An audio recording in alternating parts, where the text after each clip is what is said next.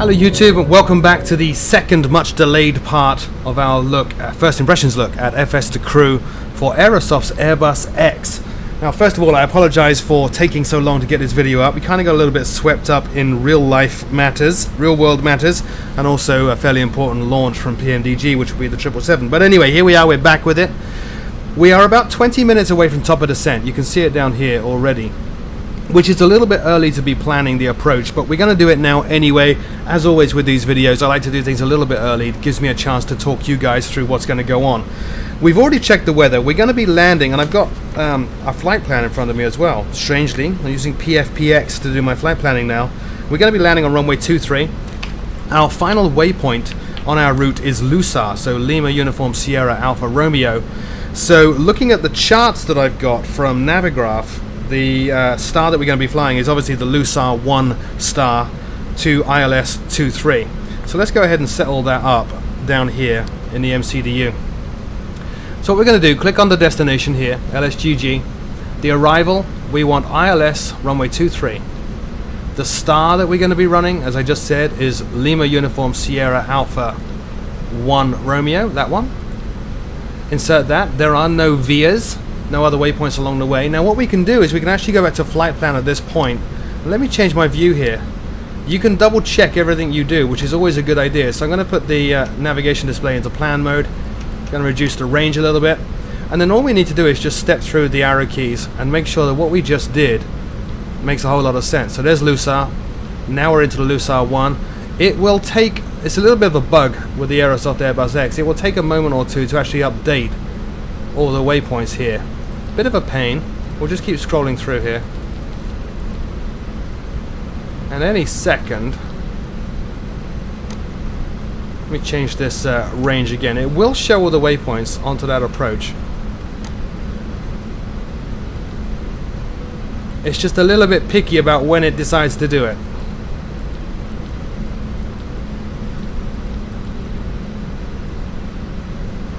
So now my route has gone away. There's LUSAR. What is going on? Well, actually, it's not drawing it. I actually did try this a few moments ago and it actually did it. I'm going to leave that in the video. That's not my fault. That would be Aerosoft's fault. But what's actually going to happen is we're going to come down here and then turn this way over the Jura mountain range, and then turn right towards the Savoy Alps, which are on this side.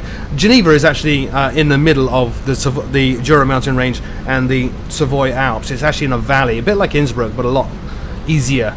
So we're going to turn here, go this way, then turn right, and then come back on runway 23. It's a fairly easy approach. Not expecting any drama, really. Not sure why it's not drawing it, but anyway, trust me, it works. So having done all of that, we will actually insert our flight plan. Like so. Let's see if that updated it. Now it's inserted. You never know. There it goes. Now it's updated it properly. Very strange. Sometimes it will show you the temporary flight plan here, sometimes not. But that is our approach. Very, very simple. Really quite easy. Nothing daunting at all. So let's get out of plan mode. Go back to the navigation arc. We'll put the range back up. There's our top of descent coming up. Cool. All there is to do with FS2CREW at this point, there isn't a specific descent mode or anything like that like there is in the NGX version. All you can really do right now is actually do the briefing, and then when you're about 15 miles out from the airport, that's when you would activate the approach mode and you start working with FS2CREW more hands-on at that point. We may work with FS2CREW as well during the descent and the approach to actually manually set speeds and all that stuff, but all we can do at this point really is do a briefing. So we'll go ahead and do the briefing. We are doing a star ILS approach. Runway is dry, anti-ice is not required, flaps will be full, auto brake, not sure why it's saying off. I will set that now and see if it picks it up. We'll be medium, there we go, so it's picking up from what you set. Packs will be on, and our decision height, we've not set that up. Let's go ahead and do that right now. So down on the MCDU, we're already on the performance page. Just go through the phases. We need to set up our approach stuff. So QNH at Geneva at this point in time, I can check that. Let me just check it on the other computer very quickly. Is 1007. So 1007, like so.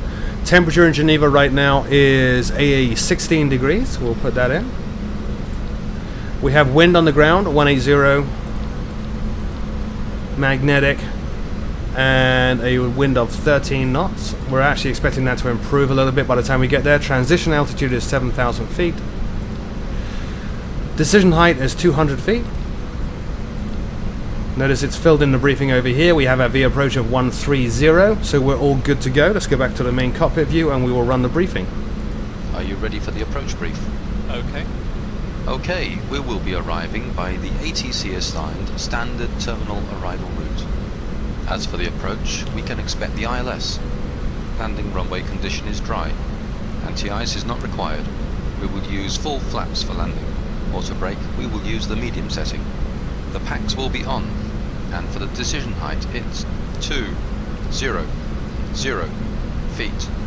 Any questions? That's checked, and no questions. Approach brief complete. So the briefing's done. All there is to do now is to wait till top of descent, at which point we will dial in an altitude that matches probably the final constraint. So let me go down here and look at our constraints that we have.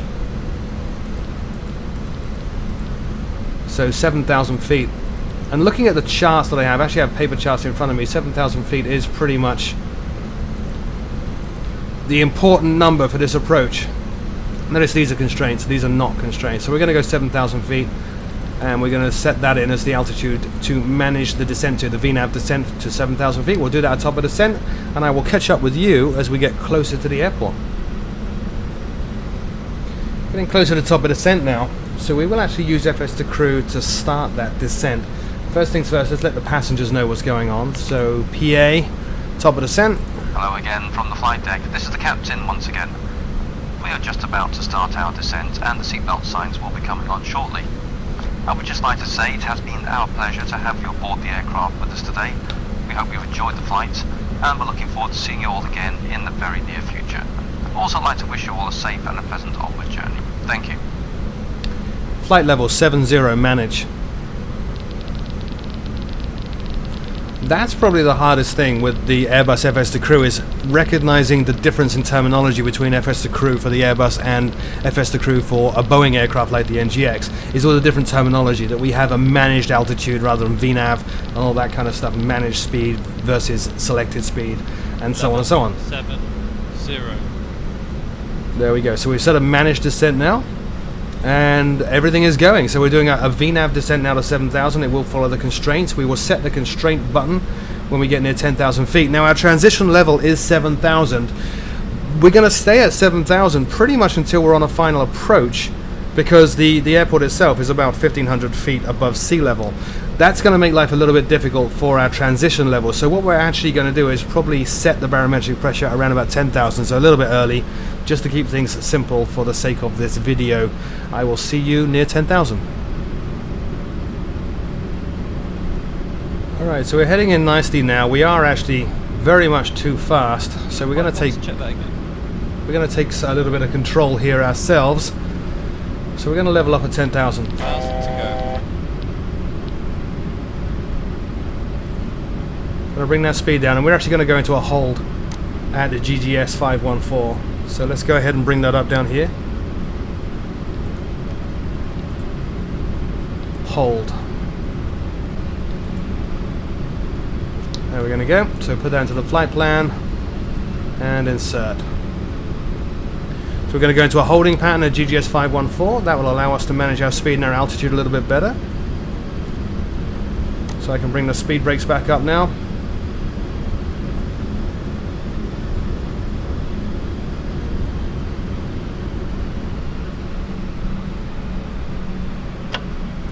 We will arm those.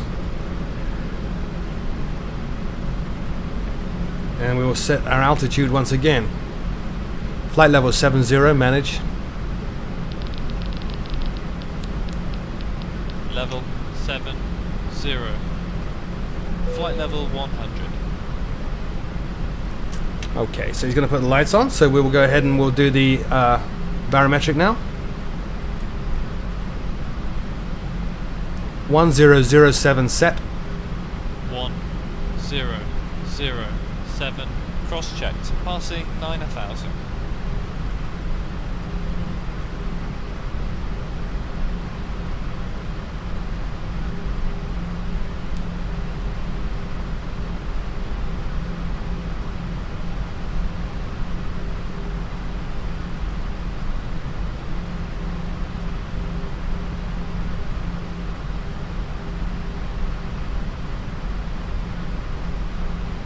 So now we're just waiting for him to confirm that we're passing flight level 90, at which point we will confirm that that is what we see on our instruments. We're about to enter our hold, which is great. We're still 2,000 feet too high. Adds a little bit of time to our trip, but that's okay. Now. Checked. Look out the left window there. That was the port window. That is the Jura mountain range. Pretty hard to see because of the rain and the cloud right now. We'll see it in a second though. 7,000 is the absolute minimum altitude around here because of the mountain ranges.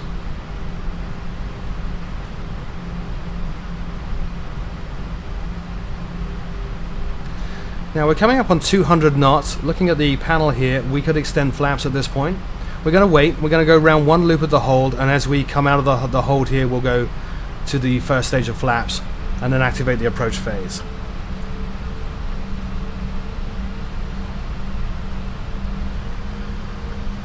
So Geneva now is off to our right. You can see there are the Savoy Alps. Here is the valley that LSGG is in. Scenery, by the way, is Orbex Europe, and I'm using FS Dream Team's Geneva. The weather's been provided by Active Sky, as always, and the weather textures are coming from Rex. I just prefer the Rex textures to the Active Sky ones, but prefer Active Sky for its weather engine. And before I get all the questions, I am moving the view using a system called EasyDock. Alright, so now we are well and truly in our hold. 8,000 feet, still descending.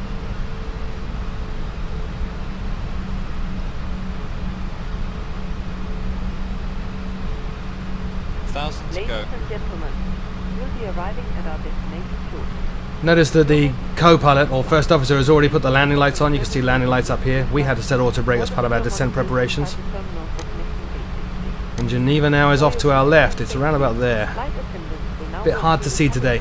Will be a manual landing. We'll disengage the autopilot at about 1,000 feet. Let the auto flight systems establish us on a good approach.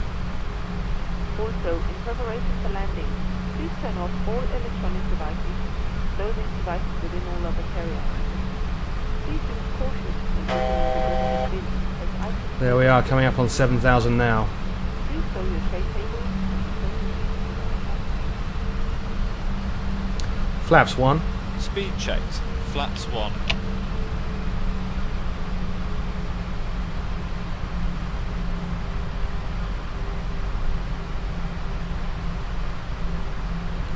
Flaps 2. Speed checked. Flaps 2. Notice the first officer is checking the speed every time. You can't extend the flaps too high. He will give you a caution if you do that.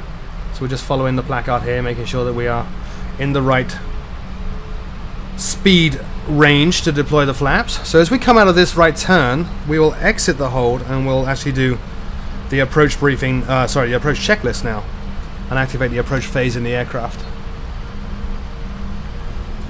So we should be coming out on our course up to that waypoint now at 7,000. Speed is a little low, but that's fine. Notice the auto flight system kicking in there, increasing the power to bring us back up to our selected speed of 180, managed speed of 180.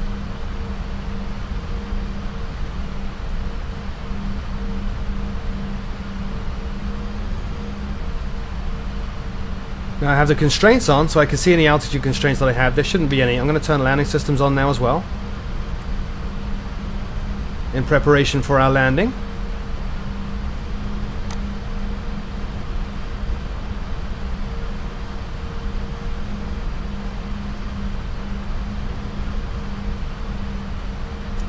Now as we roll out on course, we're going to exit this hold, which I will do right now. And we will go direct to SPR.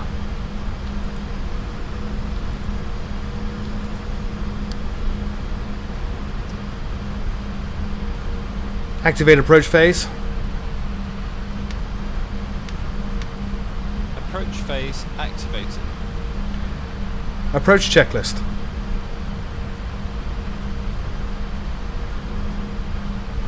Approach checklist.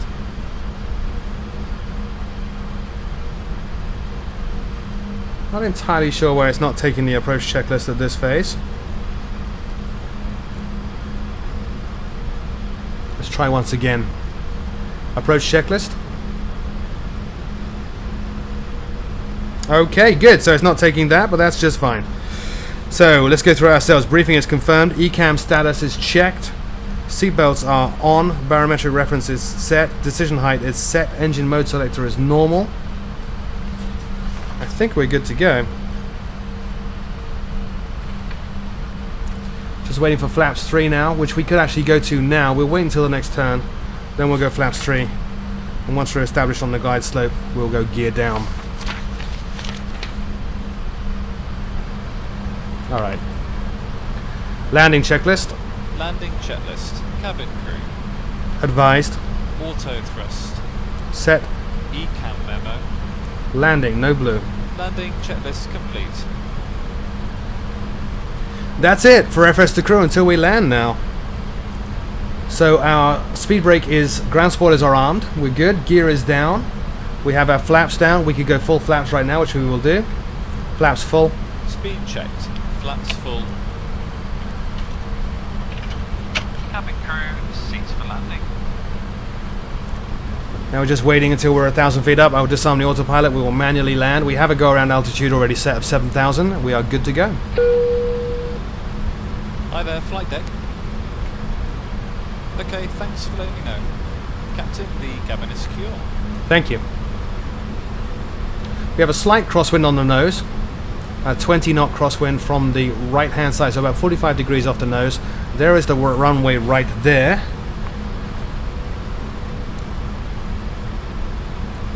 Let's concentrate. Again, I don't know why it wasn't taking the approach checklist. I'll go through the manuals after this and try to figure that one out. I know with FS2CREW for the NGX, there are certain conditions that have to be met in order for a phase to activate. So I probably missed a phrase somewhere along the line. Like I know on taxi and takeoff, I need to say cabin crew seats for departure. That activates the next phase. So I probably missed a phrase there and I will look it up.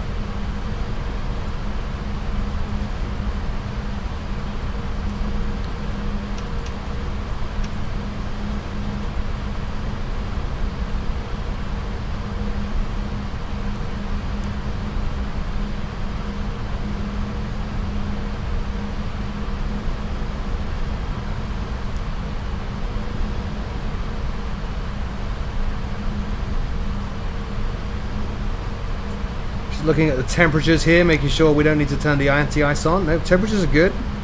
No chance of icing, so I'm not going to put the anti-ice on. As with the NGX version of FS2CREW, though, if I needed to, I could do that with a voice command.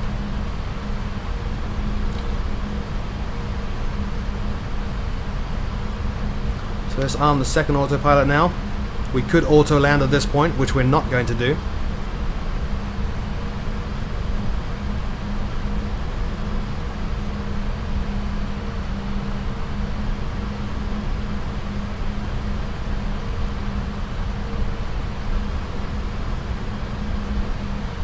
Set our speed. 135 is the V approach.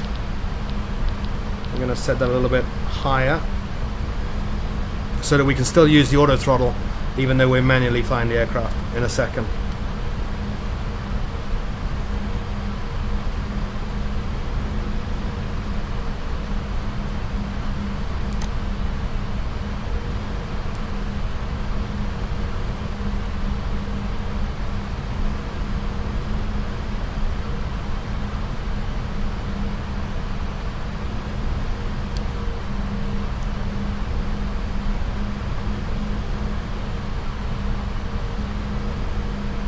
Hoping to catch sight of the runway in a second. We are getting pretty low. We're only about 1,500 feet up now.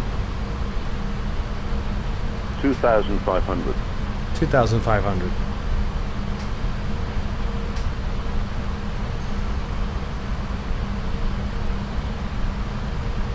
There's the runway. Just saw the lights pop up. Hopefully you can see it on the video.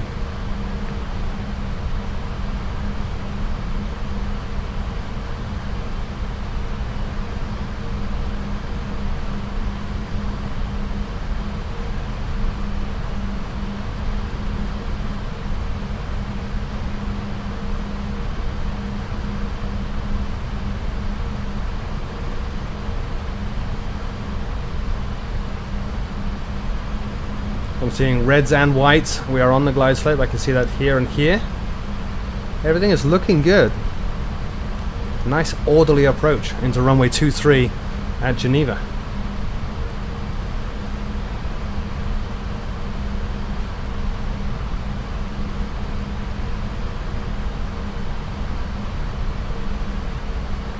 Let's just cross-check everything.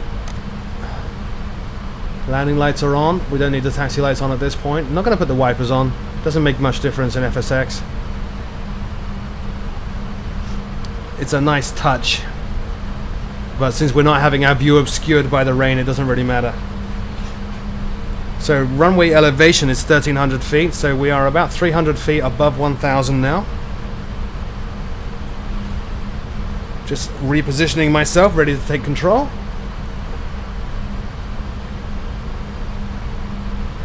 Beautiful. Beautiful scenery of FS Dream Team's Geneva here. Very, very beautiful. Very well done. We're going to right click these two autopilot buttons to turn the autopilot off. You can tell FS2CREW to do it, but sometimes FS2CREW misses the command. I don't really want to mess around too much. There we go. Autopilot is off. 1,000. I have control. You can actually tell him that, by the way. Look, I have control. 2, 3.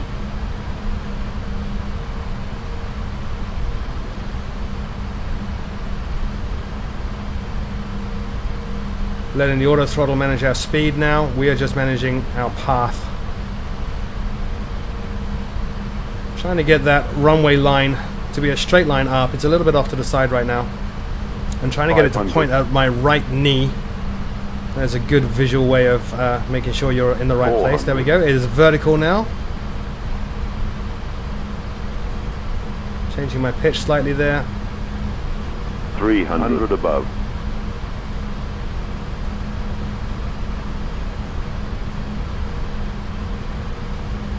A little bit high.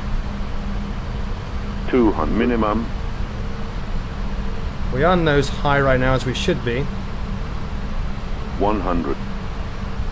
70, 60, 50, 40, 30, 20. Retard, retard, retard.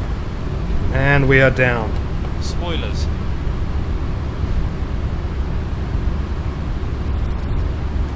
Spoilers deployed. No need to hit the reversers. Plenty of 70 room. knots.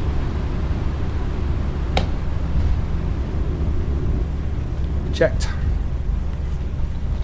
Let's get a bit more power here and take the next taxiway. Auto brake actually stopped us.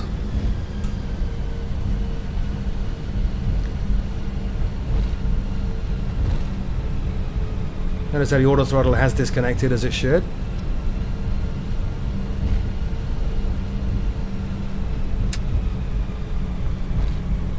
Okay, gonna slow down for this turn.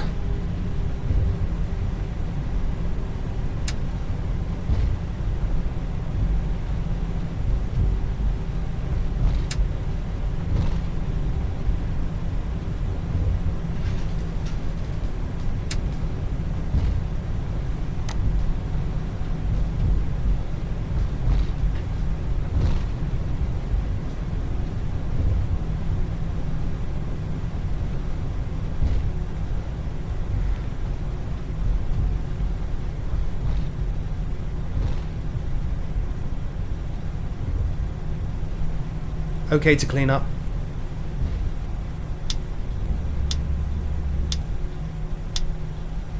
Ladies and gentlemen, this is the conclusion of our flight. Please remain seated with your seatbelt fastened until the captain has turned off the seatbelt sign and the aircraft is parked safely.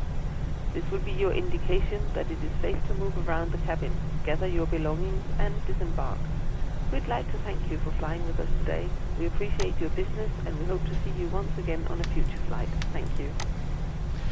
Okay, so as she just said, that is the conclusion of our flight. Just brought the APU online, ready to shut down the engines once we park. We're not going to do that on the video, but take it my word for it, we do park. Notice the first officer has retracted the flaps as well. He did his cleanup as he should. Overall, FS2CREW adds quite a bit of depth to the Aerosoft Airbus. as I said in the first part of this series, I had some doubts about just what it would add. You know, given that the Airbus isn't that tricky to fly, or Aerosoft's Airbus isn't that tricky to fly, especially given that it has its own built-in captain and first officer and checklist and all that stuff. It really does add a lot of depth, though. It makes it a much more professional simulator. Not quite in the NGX range, or even the PMDG 777 range, but it does make it a lot more complex, a lot more accurate, a lot more realistic, I think. Hope you enjoyed this video. As always, my name is Froogle. If you have not checked it out already, please do check out facebook.com/FroogleSim, where you get behind the scenes information on videos like this and the opportunity to chat with me, or as is more often the case, bug me about when the next one's coming out. Thanks for watching, guys. See you soon.